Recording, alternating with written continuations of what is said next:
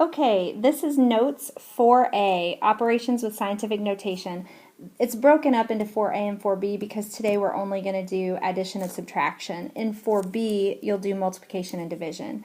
So let's look at the table below. It shows the population of the 3 largest countries in North America in 2011. And it wants us to find the total population of these countries. So this would be very easy if you guys were just saying, oh, this was a certain number, and then this was a certain number, and this was a certain number. If I said find the total number of population, you would just add them together. The problem is you can't add numbers or subtract in scientific notation unless the powers are the same. So we have a 10 to the 8th, we have a 10 to the 7th, and another 10 to the 8th. So in order to add these, or if we needed to subtract them, you would have to make the powers the same. So in this case, it's not that big of a deal because only one of them would need to be changed. The 10 to the 8th can stay, and the 10 to the 7th we are going to change. So here's how to do that. When you guys are changing a power, you are going to increase the exponent as the decimal decreases the number.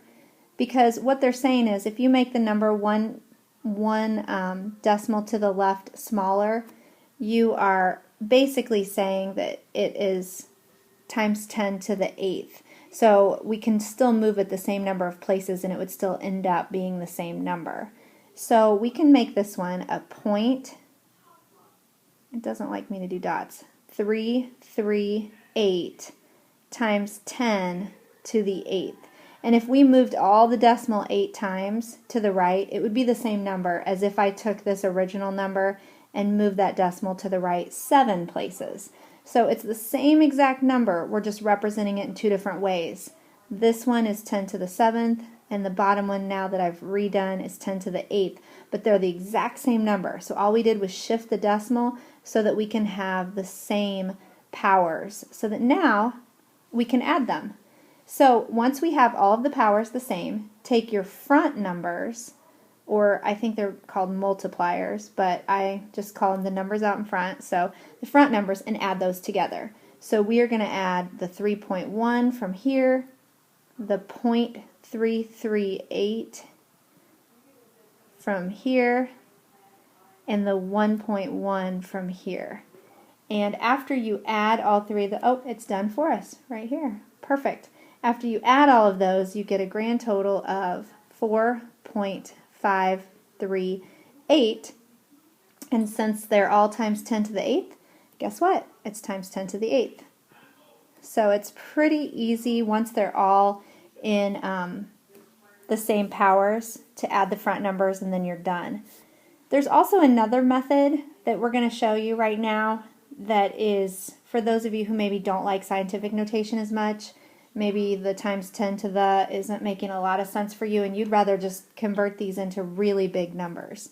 The only problem I've ever seen anyone run into if they're doing that is that sometimes the numbers get too big to put that many zeros on your calculator.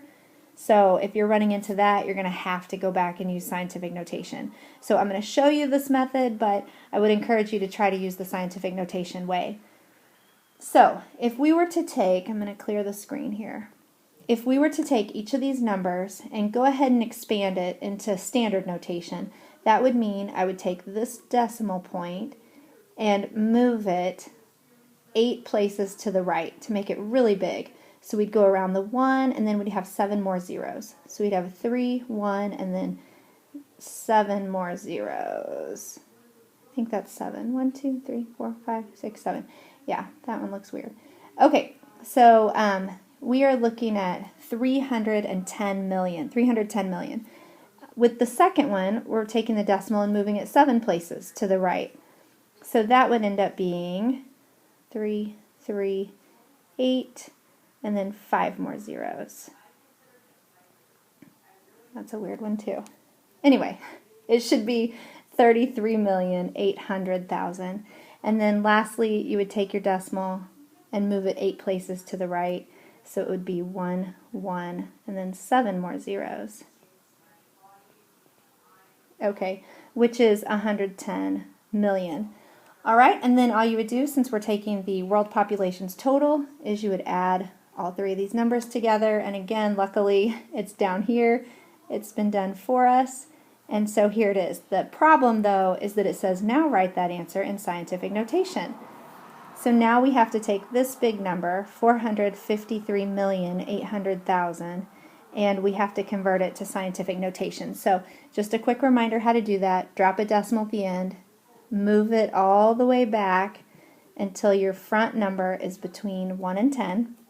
So that would be 4.538. Get rid of all significant or unsignificant zeros. And then times 10 to the however many times we move the decimal. So 1, 2, 3, 4, 5, 6, 7, 8. So 10 to the 8th. And that is the same answer that we got earlier. It's just done in a different way. Okay, for the next two examples, I made a little more space for me here. So you guys may have to turn your page to the side or to the back, or find a little space for this so that you have some room to work out these two examples here before we go on to the your turn one below. So in the first one we are adding. Don't forget to look at what you're doing, because in the second one we're going to be subtracting, and we have not done an example of subtracting yet. So let's look at the first one. We are adding, and it says use either method. So let's go ahead and just try to do scientific notation with this one. How about that? So scientific notation. So we would need both of these to be the same exponent, or they would have to be the same power, sorry. So 10 to the fourth would also have to be 10 to the fourth here, or we could change 10 to the second and make this 10 to the fourth a 10 to the second also. Doesn't matter. Honestly, you're going to get the same answer, whichever one you choose to change. But because earlier we made our smaller number bigger, let's go ahead and try that again. So in order to make this one bigger, you would take your decimal and make it that much smaller.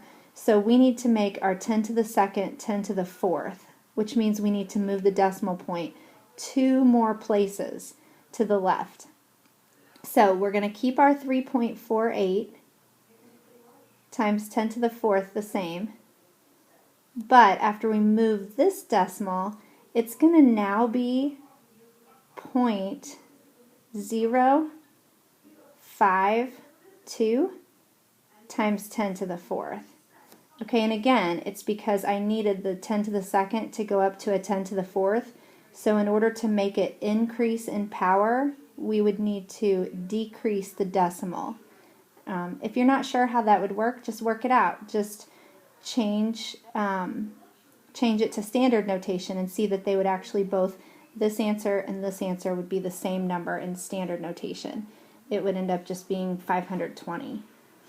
Okay, so since we're adding, and again, be very careful, look at that, because sometimes you're adding and sometimes you're subtracting.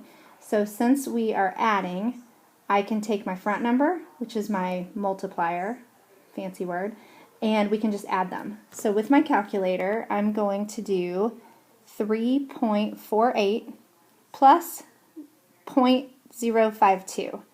And my calculator says that that answer is 3.532. And then again, times 10 to the fourth times 10 to the fourth means we get to keep it times 10 to the fourth. So that is the final answer on that. Okay, for the second one, let's go ahead and go back and try standard notation. So we're going to expand this one and expand this one in order to see how many thousands it represents. So 4.8 times 10 to the sixth means I'm going to take my decimal and move it to the right 6 places. So it's going to be 4, 8, and then 5 more zeros. And my next number is 1.34, and it's times 10 to the third. So we're going to take our decimal and move it 3 places to the right. So that would just be 1, 3, 4, 0. And it is a subtraction problem. Don't forget we're subtracting this time. So I'm just going to this time take in my calculator and subtract. 4, 8, 0, 0, 0, 0, 0. minus 1340. And my calculator says that would be 4,798,660, which is really big. And it wants us to have our final answer like we did here in scientific notation. So let's practice changing this back to scientific notation. You have to drop your decimal at the end and move it back all the way to where your first number is going to be between 1 and 10. So 4.79866. You don't need the other 0 because it's not significant. Times 10 to the however many times we moved it. 3, 6. All right, so there is that answer. Okay, take a minute and push pause and do the your turn. This one wants you to use the population table that's back up at the top, the one with the United States, Canada, and Mexico. So using those, find how many more people are living in Mexico than in Canada. So pause the video, try it out, and then turn it back on to see if you did it right. Okay, I hope you have your own answer.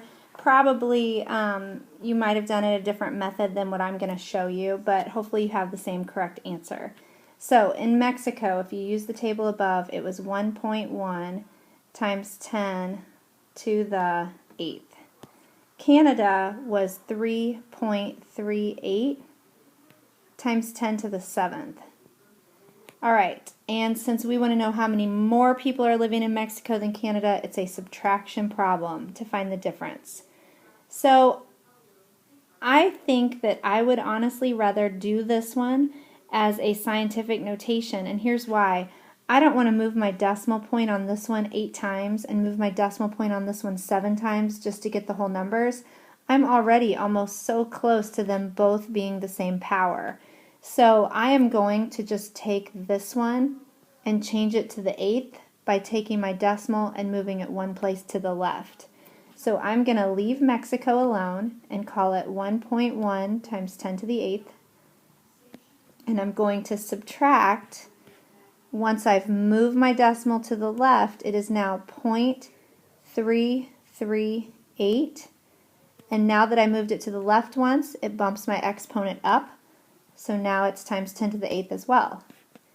So the times 10 to the 8th stays times 10 to the 8th, and I just need to take my calculator and subtract the front numbers, the 1.1 minus 0.338. And that, my calculator says, is 0.762. Now there's kind of a big problem with this. This is not scientific notation. It looks like it because it's got a power of times 10 to the 8th, and that's fine. But I hope that you guys notice this front number is not between 1 and 10. 0.762 is not between 1 and 10. So it is not quite in scientific notation. So here's what needs to happen. You need to take your decimal and move it back one spot. Oops, I don't know what that did. Back one spot to put it here. And when you move it back, that is going to decrease your exponent by 1. So just like up here when we moved it forward, it added. When you move it back, it's going to subtract. So our final answer should be, after you move it, 7.62 times 10 to the now 7th. So this is the difference in population between Mexico and Canada.